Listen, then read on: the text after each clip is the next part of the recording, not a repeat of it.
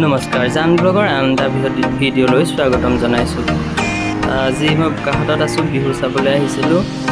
বিহুৰ ভিডিঅ' এটা ভাল লাগিছিল, ভিডিঅ' কৰিছিলোঁ। আহক ভিডিঅ'টো উপভোগ কৰোঁ। লগতে আপোনালোকে কেনেকুৱা পায় জনাব কমেণ্ট কৰি। আৰু এইখিনিতে কথা এটা কওঁ, মোৰ 1K ফলোৱাৰ হৈ গ'ল। সকলোকে ধন্যবাদ জনাইছোঁ তাৰ বাবে। শুন এটা কথা, ভাবিছো এবাৰ হুঁচৰিত আমি গতিম বহুত টকা। কেনেকৈ কি ভাবি কলি ধন ঘটাৰ কথা। হুঁচৰি মাৰি ৰজা হোৱা দেখিছ নেকি কেতিয়াবা?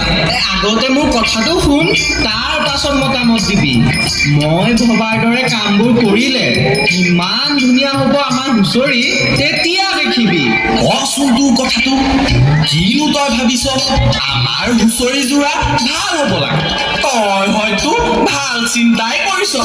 হুঁচৰি আমি গাঁৱত নামাৰো, ধনী মানুহ চাই চাই গাঁৱৰ বাহিৰত মাৰিম। গাঁৱৰ ধনী মানুহ কেইঘৰত শেষৰ ফালে সময় পালে মাৰিম। চিঠি দুখনমান ছপাব লাগিব, হুঁচৰি যোৱাৰ নাম এটাও দিব লাগিব। আমি যাম বুলি চিঠিবোৰ গৃহস্থক আগতেই দিবলৈ যাম। তেতিয়াহে দক্ষিণাৰ নামত আমি মোটা ধন এটা পাম। কথা কেইটা তই ঠিকেই ভাবিছ, হুঁচৰি চৰিব ৰহ। পিছে বাহিৰত যাবলৈ আমাক দেখোন লাগিব এখন বাহন। বাহন এখনতো ল'বই লাগিব, দিবও লাগিব ভাড়া। দৰকাৰ হলে ঢুলীয়া নাচনী আনিম বাহিৰৰ পৰা। কথাটো তই ঠিকেই ভাবিছ, মই বাৰু বুজি পালো। সকলোৰে লগত আলোচনা নকৰাকৈ মইনো কি ক'ব পাৰো? তই চিন্তা নকৰিবি, সকলো হ'ব ভবাৰ দৰে। আজি সকলো গোট খালেই কম, এতিয়াতো কোৱাৰ দৰে। তেতিয়াহ'লে বল এতিয়া যাওঁ। মইনা আৰু বাখৰক তই ভবা কথাবোৰ কওঁ। যাব কিয় লাগিছে? সৌৱা মইনা আৰু বাখৰ দেখোন এইফালেকে আহিব ধৰিছে। অকল মইনা আৰু বাখৰে অহা নাই, সৌৱা চাচোন। পিছে পিছে যে ছোৱালী জাকো আহিছে, তই জানো দেখা নাই? ভালেই হ'ল দে, সকলোকে একেলগে কথাখিনি কম। তাৰ আগতে অলপ পিছে বিহু মাৰি লওঁ।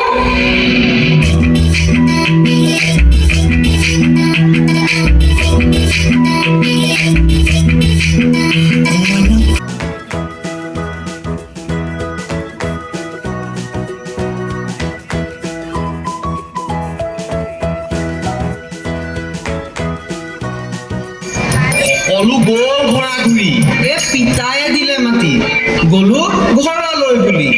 পিছে বাটতে লগ পাই হৰেণ ককাইদেউ বুজি ললো কথা এটি। কি কথানো বুজি ললি তই? কচোন মোক ভাঙি পাতি। আকৌ কিবা নতুন কথা আছ নেকি ভাবি গুণি? নতুন মানে একেবাৰে নতুন কথা এটা কলে হৰেণ দাই, তয়ো শুনি বৰ মজা পাবি। বুজায়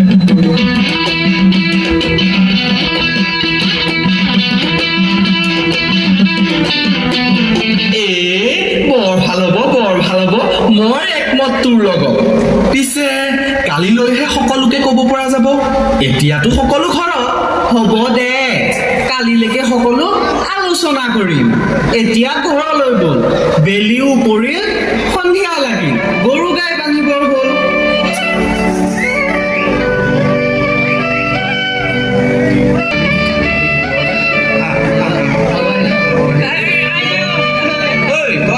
সকলো গোট খালে যেতিয়া কথা এটি ক'ব খোজো, মতামতবোৰ নিমিলিলেও কাকো জোৰ নকৰো।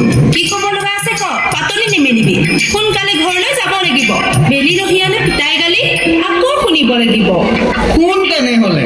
আজিকালি বোলে বিহু হুঁচৰি হ'ল বহু আপডেট। সকলোৱে হেনো হুঁচৰি মাৰিবলৈ লগত লৈ যায়। এইটো আকৌ কি কথা বুলি গছত গৰু উঠা হুঁচৰি গাবলৈ চাউণ্ড ছেট লৈ যায়, ই কি যে আজব কথা। একো আজব কথা নহয়, তেনে সাধাৰণ কথা। আমাৰ বিহুটো যদি চাউণ্ড ছেট এটা ৰাখো লাগিব কি যে মজা। এইটো কথা কবলৈকে ৰাখিছিলো তহঁতক। সকলোৱে এতিয়া নিজৰ নিজৰ জনা মতামত। একেবাৰে বেয়া কথা। মোৰ হলে মত নাই। হুঁচৰি আমাৰ পৰম্পৰা, তাত আধুনিকতাৰ স্থান নাই। সোণপাহীয়ে কথাটো ঠিকেই কৈছে, মোৰো একেই মত। বিহু আমাৰ জাতিৰ পৰিচয়, পাহৰি নাযাবি। আধুনিকতাৰ প্ৰলেপ সানি অস্তিত্ব নেহেৰুৱাবি। বুকুৰ মঠু বহাগৰ বিহুটি অসমীয়াৰ স্বাভিমান, কিন্তু আজি অসমীয়াই বিহুটিৰ কিয় ৰাখিব পৰা নাই মাত? বিহুতে বিহু হৈ থাকিব দিয়ক, মৰম চেনেহৰ মাজত। জাতিৰ চিনাকি হেৰুৱাই নেপেলাব টকা পইচাৰ মাজত। আজিৰ অসমীয়াই নিজক নিচিনিলে অসম ৰসাতলে যাব। ভূপেন দাই কোৱা কথাষাৰ কিন্তু সদায় মনত ৰাখিব। তহঁতৰ কথাত এতিয়া মোৰ চকু মুকলি হ'ল। নিজৰ ভুল বুজিব পাৰিলো, মনৰ আন্ধাৰ মোৰ আঁতৰি গ'ল। হুঁচৰি আমাৰ পৰম্পৰা, অসমীয়াৰ পৰিচয়। হুঁচৰিৰ নামত অপসংস্কৃতিক নিদিব প্ৰশ্ৰয়।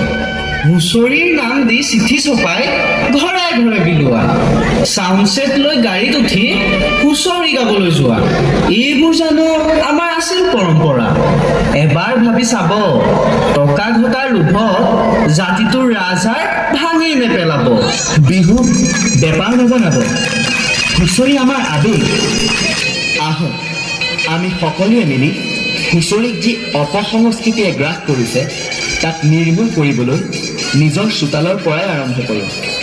চাউণ্ড ছেট লৈ অহা হুঁচৰি দলক চাউণ্ড ছেট ব্যৱহাৰ নকৰাকৈ হুঁচৰি মাৰিবলৈ বাধ্য কৰক। যদি আমি সকলোৱে এনে কৰোঁ, নিশ্চয় এই অপসংস্কৃতি বিনাশ হ'ব। বিহু আমাৰ জাতিৰ আয়ুস ৰেখা, বিহু আমাৰ প্ৰাণত আছে আৰু সদায় থাকিব সোণালী আখৰেৰে লিখা। অ' মোৰ বিহু বলীয়া ঢুলীয়া চানাই, এতিয়া তুমি ঢোলটো দিয়া বজাই আৰু আমি নাচিম কঁকাল ঘূৰাই।